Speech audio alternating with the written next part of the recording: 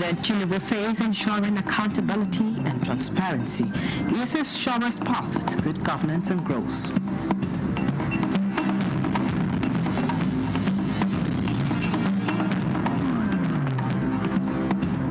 Federal government health partners flag off measles rubella vaccine awareness campaign.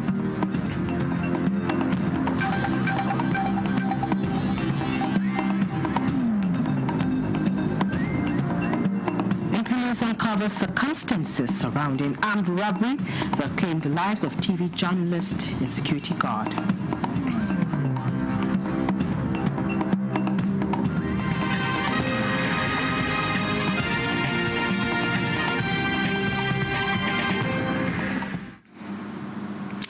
And welcome to the news at 11 on NTA News24. We are live in Abuja. I am Frama Pani. And now the news in full. President Bola Tinubu says his government is focused on ensuring accountability and transparency, which he described as the surest path to good governance and growth. The president said this when he received a delegation of the International Federation of Accountants, IFAC, and the Institute of Chartered Accountants of Nigeria, ICANN, at the State House. The delegation also included governors of Jigawa State, Umar Namadi, and Kogi State, Ahmed Ododo. ICANN has just held its 55th annual Accountants Conference with the theme Building Resilience, Aligning Reforms for Nigeria's Development. President Tinubu acknowledged the contributions of members of bodies working with the government to record improvement in non-oil revenue and the actualization of the tax reforms.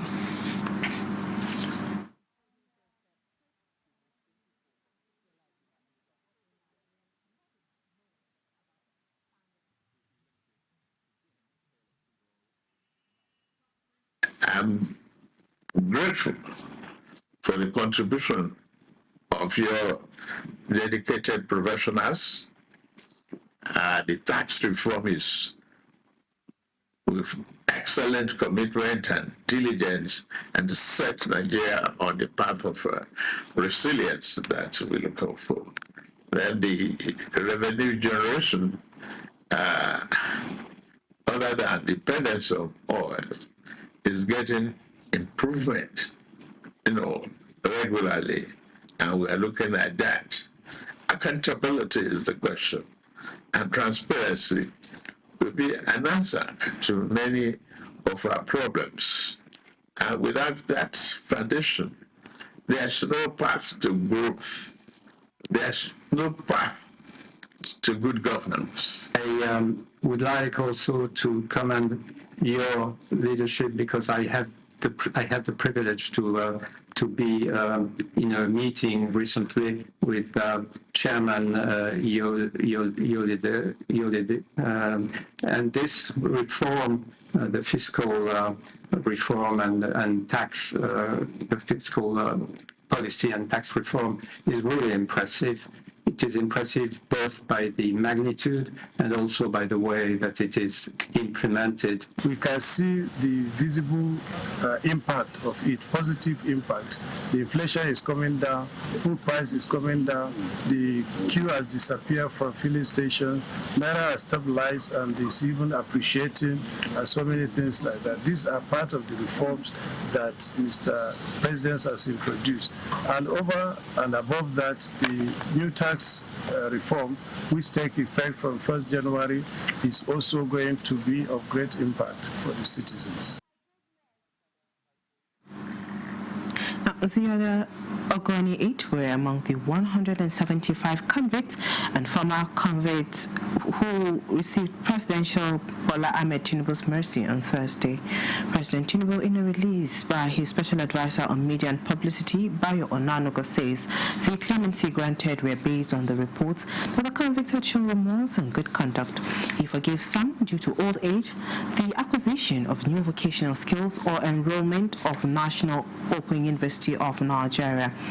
President Tinubu also corrected the historic injustice committed by British colonialists against Sir Herbert Macaulay, one of Nigeria's foremost nationalists, in all, the Presidential Advisory Committee on Prerogative of Mercy, chaired by the Attorney General and Justice Minister Lateef Fagbemi, recommended pardon for 2 inmates, 15 former convicts, 11 of whom have died. The committee recommended clemency for 82 inmates and commutation of sentences for 65 inmates. 7 inmates on death row also benefited from the presidential reprieve. The committee recommended that the president should commute their death sentences to life imprisonment. Prince Fagbemi presented the committee's report at the Council of State meeting, chaired by President Bola Ahmed Tinubu. And former Vice President of Nigeria, Mohammed Namadi Sambo, has been turbaned as the Sultana of Zazzau. The ceremony took place at the palace of the Emir in the ancient city of Zaria, Kaduna State. The Emir of Zazzau, Ahmed Nuhu Bamali, presided over the historic rites and his prayers and blessings for Islamic scholars. The former Vice President was robed and turbaned, conferring upon him the title which signifies leadership, humility, and success. The title of Sultana Zazzau is one of the most revered in the emirate, historically held by individuals of immense influence and contribution to society. Dignitaries graced the occasion, including former President Goodluck Jonathan, serving and former governors, as well as senators and other top government functionaries.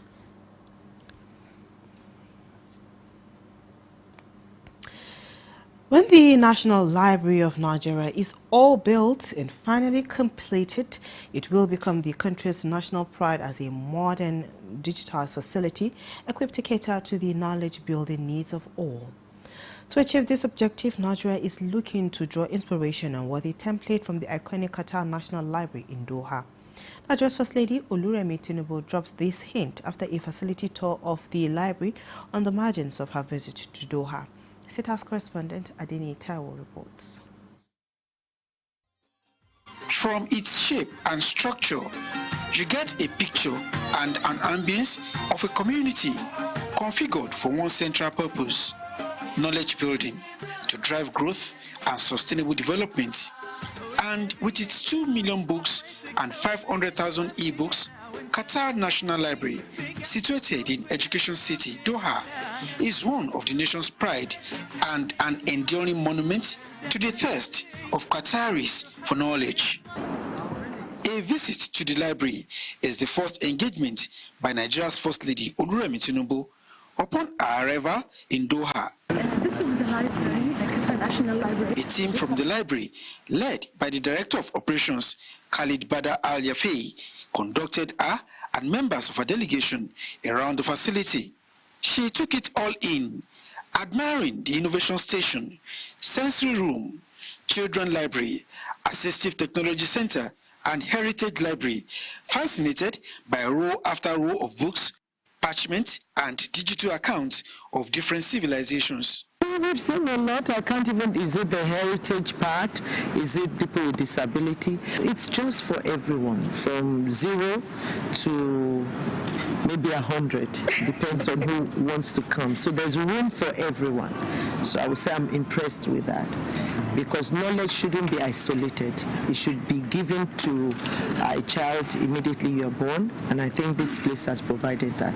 The facility mirrors a desire for a modern and functional national library back home in Nigeria. We wouldn't have come to a better place than here. So I'm really glad we did. And, we might not have this exactly, but at least, we have something to measure up and then, at least live up to and then build towards. And I think I can't get over it. I think it's a concept that we are going to actually make sure that we have something like that. And also the emphasis on the special needs and also the emphasis on the heritage. I think it gives us clarity in terms of how do we make sure that the library is really modern. Apart from that, also there are key areas that we need to actually include in terms of the plans for the existing library that we have. Her visit to the library is on the margins of her scheduled engagement with the Qatar Foundation for Education, Science and Community Development, where she hopes to secure needed partnership that will address the challenges of out-of-school children in Nigeria. From Doha in Qatar, Adeni Taiwo, NTA News. The federal government, in collaboration with national immunization program partners, has launched a roadshow and market campaign to promote the newly introduced integrated measles rubella MR vaccine, now part of the country's routine immunization schedule. Oluseyi Adiabo reports that the National Primary Healthcare Development Agency is leading the initiative and working alongside key partners and government agencies. The ambitious immunization campaign is aimed at reaching over 100 million Nigerians, primarily children aged 9 months to 14 years, with the measles, rubella, and human papillomavirus vaccines. The initiative also includes protection against polio and other routine childhood diseases. As part of the campaign rollout, this awareness work kicked off from Unity Fountain in Abuja and made its way to the vibrant Use market. Ladies and gentlemen, as this work is happening here, in the states too, they would have this version of this work. We intend to vaccinate 106 million Nigerians at the end of February. But we're just starting with 11 states and the FCT now. By 18th of October, we'll go to the next stream of states, which will complete the first phase for this year. The engagement is one of the several sensitization and advocacy strategies designed to mobilize public support and increase vaccine uptake.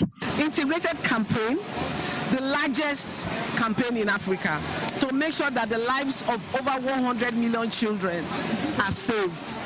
Measles and rubella are debilitating diseases that causes a lot of complications for children. And the government has procured these vaccines free to be given to all children. To ensure that parents and caregivers who have responsibility and have children within this age group, within their custody, to know that vaccines are safe and effective.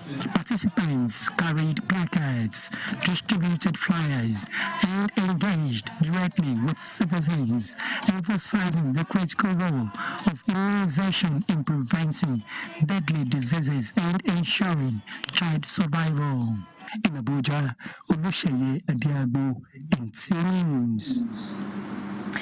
We'll take a break here. More news right after. Feel the power of precision, engineered to perfection.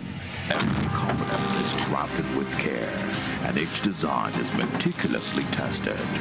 From concept to creation, our engineers push the boundaries of technology, seamlessly blending performance and sustainability with a deep commitment to African ingenuity.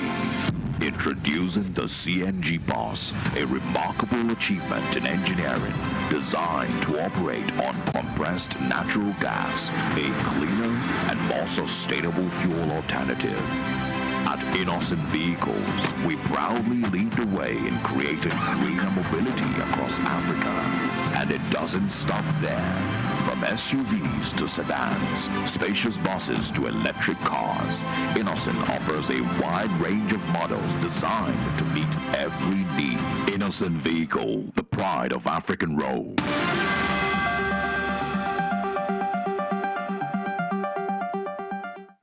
Thanks for staying tuned.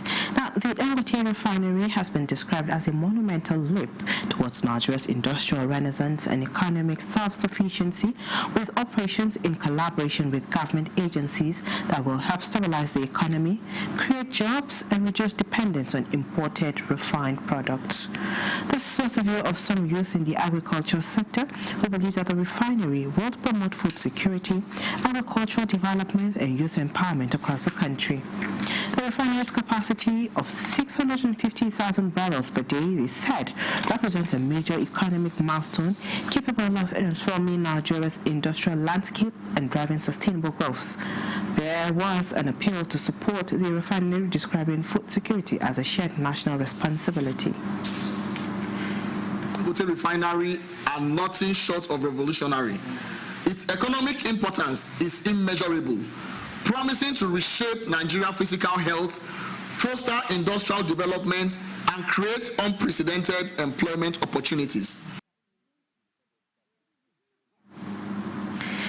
Well, the agricultural SME sector is set to receive a boost with the unlocking of funding for the many agribusiness, small and medium enterprises in Nigeria. This has been achieved through collaboration between the public and private sectors and the government.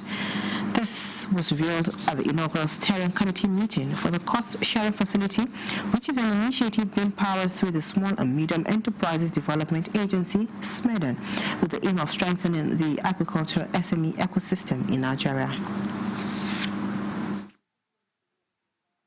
We believe that it's going to be transformational because not only are we going to be targeting SMEs in agriculture, but we're also giving support to business development service providers that will be able to support these SMEs. I think it's a very good development for the agri-SME sector in Nigeria. The ultimate aim is to ensure that we can strengthen the BDS and ag-SME ecosystem in Nigeria. We can ensure that our SMEs are better supported and they can have access to the right kind of resources that they need to grow.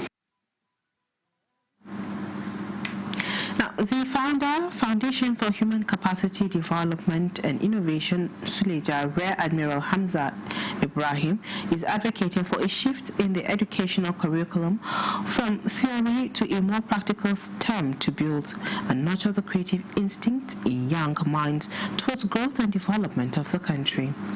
Oyemi Ajayi reports that this was at the close of a digital boot camp and exhibition, DBEX 2025, with the theme, Join the Trend of the 21st Century and Beyond.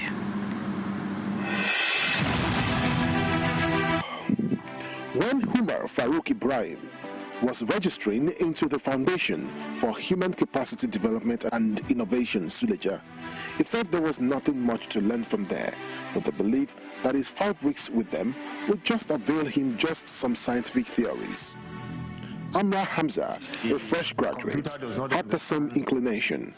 But after a rigorous training in different areas of specialization, new orientation and knowledge sets in. Well, before now, I am a graduate and I'm into printing. Now, the way I came here is not the way I'm living here today, because now I can say I'm equipped with some knowledge of cybersecurity. Use Arduino Uno, that's like a board where we write programs to control hardware. We use softwares to control hardware. So now I feel like with little or with some knowledge I have, I feel like I can create machines, I can create robots that will make our life easier. They are amongst about 60 interns who have been rigorously trained in artificial intelligence, data science and data analytics, software development, microcontroller programming, robotics, amongst others. A major emphasis made here is the need for a shift in the education to more skills development, saying self-reliance in skills acquisition is a major step towards national growth. Skills. You see, the world now is looking for problem solvers. A lot of people have degrees, but the degrees is about reading facts, cramming facts, and then giving facts to your lecturers, and they say you have first class. When you finish, you can't create, you can't do nothing. But if we have those that have the skill in harmony with those that have gone to school to understand the theories and the principle of these things, then they can work together. Without the skills to implement whatever research you have conducted, then there won't be a solution. If we want to move forward and we want to progress, we must collaborate. All stakeholders, all hands must be on deck to see that our youth have skills and they progress digitally. We have to de-emphasize paper education, and then we have to focus on what matters most. We have to focus on the real value, and the real value here is in terms of what you can do concretely on the ground. No doubt, the number of graduates turned out from universities are more than the jobs available, so focus now should be self-reliance through skill development. Hence, policy framework and private sector participation of skill development must be encouraged for skill development and national skill embrace by youth. Oyeyemi Ajayi, NTA News. The Kogi West FGYB Legacy Group, comprising stakeholders from the 7 local government areas of Kogi West Senatorial District, has endorsed President Bola Ahmed Tinubu and Governor Ahmed Usman Ododo for a second term in office. The endorsement was made in a communique at the end of a strategic meeting held in Kaba, Kogi State, on Saturday, October 11, 2025. The communique was jointly signed and read by its drafting committee chairman, Kingsley Olufemi Fanwo, Secretary Tanko Mohammed, and member Shaibu Ipimisho on behalf of the group. The stakeholders unanimously passed a vote of confidence in President Tinubu, citing his bold economic reforms, efforts towards energy stability, and massive infrastructural development across the nation. They pledged over 90% of the votes from Kogi West Senatorial District in future elections in recognition of his people-orientated leadership. The meeting commended Governor Ododo for his impactful leadership and remarkable achievement in infrastructure, education, tackling security challenges across the state, healthcare delivery, agriculture, youth and women empowerment, and humanitarian development. The Deputy Speaker, House of Representatives and Chairman, House Committee on Constitution Review, Benjamin Kalu, has given assurances of producing a constitution that must work for Nigerians. Kalu stated this in his address at the third committee retreat on constitutional review, which held in Enugu. He says Nigerians want a constitution that empowers local governments to deliver services, streamlines electoral justice, strengthens fiscal federalism, guarantees women's full participation in governance, and enhances accountability at all levels. With calls for diligent judicial and police reforms, Kalu urged Nigerians to participate actively in the constitution amendment process. You're watching the news on NTA 24. Here is a recap of our top stories. President Tinubu says ensuring accountability and transparency is the surest path to good governance and growth.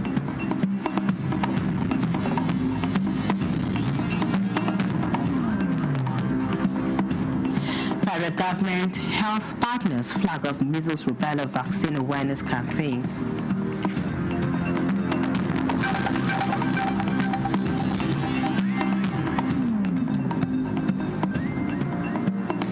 Police uncover circumstances surrounding armed robbery that claimed lives of TV journalist and security guard.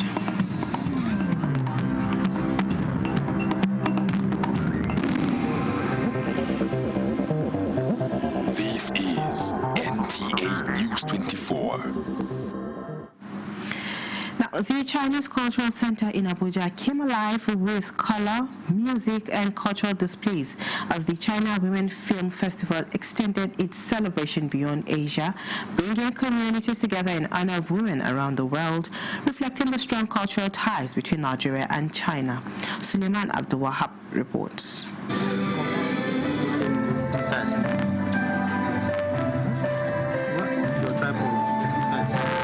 It was more than just a film event. The celebration served as a platform to recognize the strength, resilience, and contributions of women in both Chinese and Nigerian societies.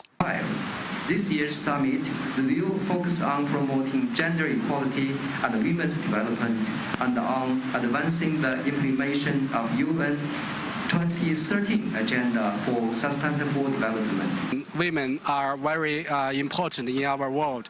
They are our mother, our grandma, and our sisters, and maybe our daughters. And we need to provide more equal opportunity to girls, to ladies, to women, to provide their opportunity for education and work. Guests were treated to a rich cultural experience, reflecting the beauty of cross-cultural collaboration and shared values. This government particularly has focused on the creative economy, which means that a lot of women in this space would benefit through things like this, through film. And we have a lot of women in this space already. But where a mother is portraying the family, is the woman that always make the film interesting by bringing up children. And this is the way of telling our story that women are very important in our culture and women are very important in our family. The event also emphasized the role of women in building inclusive, progressive society and the importance of unity in celebrating their impacts. As the day concluded, with applause and joyful celebration, one message was clear: honoring women is a universal value. In Abuja, Suleiman Tabu Abdul Wahab, NTA News.